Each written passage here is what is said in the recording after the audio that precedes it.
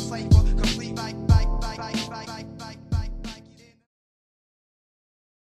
Winner kicks last night. Warriors guard. We're talking about this guy again, Jordan Bell. Brought these custom Black Panther PG-1s designed by Kickstradomis. You know him? Scale of 1 to 10. Man, how in the hell did you get the name Kickstradomis? Was that, you know, are you self-proclaimed, or did somebody was like, man, you the Nostradamus kicks? That's kind of like, I don't know, I had to kind of rebrand myself, bro. Like,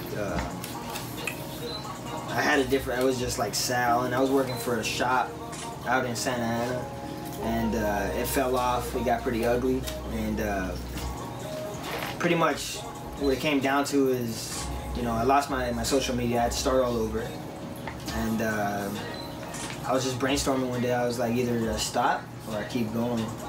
So you've been making shoes, designing shoes for 6 years. 6 years? 6 years. So who inspired you to do that? Like, you just woke up one day and was like, man, I want to design some kicks, or something? You met somebody that was doing it? It was an accident, bro. Like, I've been an artist since I was 4 years old. So I've always been like good at drawing, painting. Then when I got older, I started doing graphic design. I learned it all on my own, web design.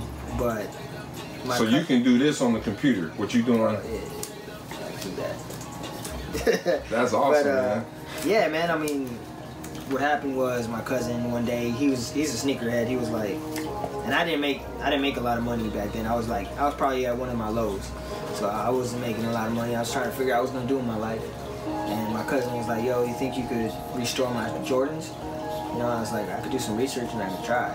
You know what I mean? So I did my research, and it all started restoring shoes. Like, I wasn't even putting art on shoes. But as I did more research and I saw that, you know, you could actually do art on shoes, I just thought to myself, I could do that too. You know what I mean? So that's pretty much what it was. Like, I saw it and I was like, yo, I could do that. That's dope, man. So like, who's the first NBA player that like approached you, or how'd you get into the realm of like working with cats on the basketball court? First would have to be Karl Anthony Towns. That's like my boy. Yeah, that's #1. I seen those. Those are so sweet. What did you call those? Which ones? The first, I know you did a few pairs for I did the Halloween ones. I did the Halloween ones, and those are the ones that like really. I think that's the reason I started following you on Instagram. Yeah, I did some Jason like Halloween shoes, and ever since then, like, we just been going off. So once he started wearing them, people started taking notice that I'm the guy that was doing them. That's when everybody else started coming. And then it was like my second guy was Montrezl Harrell from the Clippers, and me and him like we're boys. So like, those are always like my day ones, those two guys right there. That's awesome. Yeah, because Montrez opened some doors for me, Cat opened some doors for me, and like now it's just like a big old family tree, just trickling down. So like, tell me a little bit about the process of like, how do you get what's in here on the shoe? How's that creative process come about? This specific shoe, it was actually my boy's idea, and like I just like kind of put my little input in it, and this is what we came out with. So it's almost done, but a lot of the times the players or the client will kind of give me an idea, and they'll just let me run with it. You know, they trust my creative process. I mean, you're the man now, so.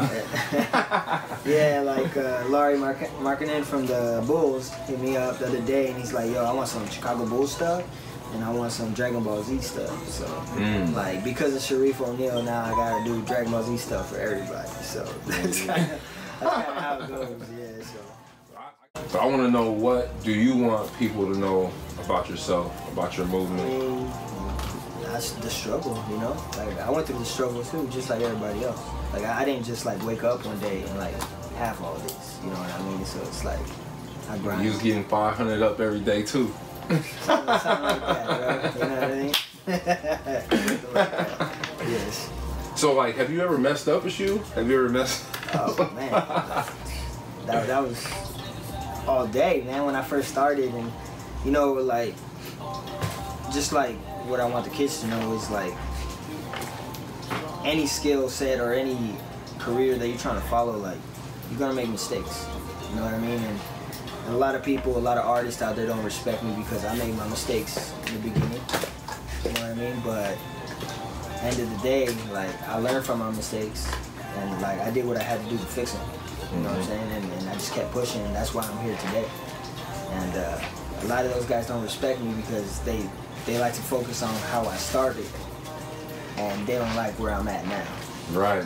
You know what I mean? And, just like anybody, I mean, competitive nature, whatever, I want to be the best.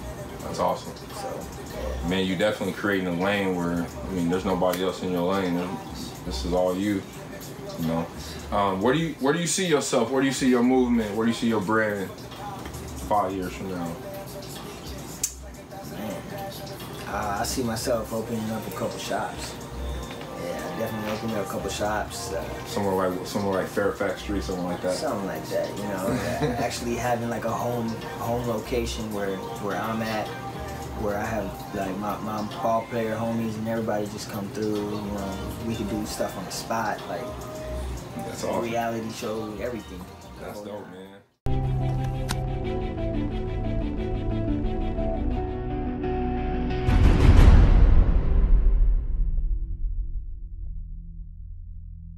And our Sweet Feet movement, man, we want to empower people. We want to empower kids and give them the confidence that, like, you know, I could be part of the game too, you know, because it only takes one pair of kicks to get in the game. Before I started painting kicks, I only had 2 pairs of shoes. That's all I could afford. You know what I mean? And I was like 26 years old, so that kind of gives you an idea, like, how low I was at that point. So, you know, for me to go from like 2 shoes to who knows how many I got now.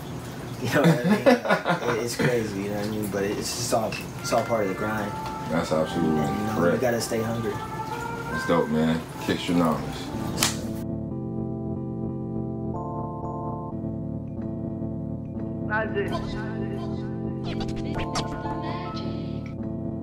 Nike's on my feet, keep my cipher complete. Nike's on my feet, keep my cipher complete.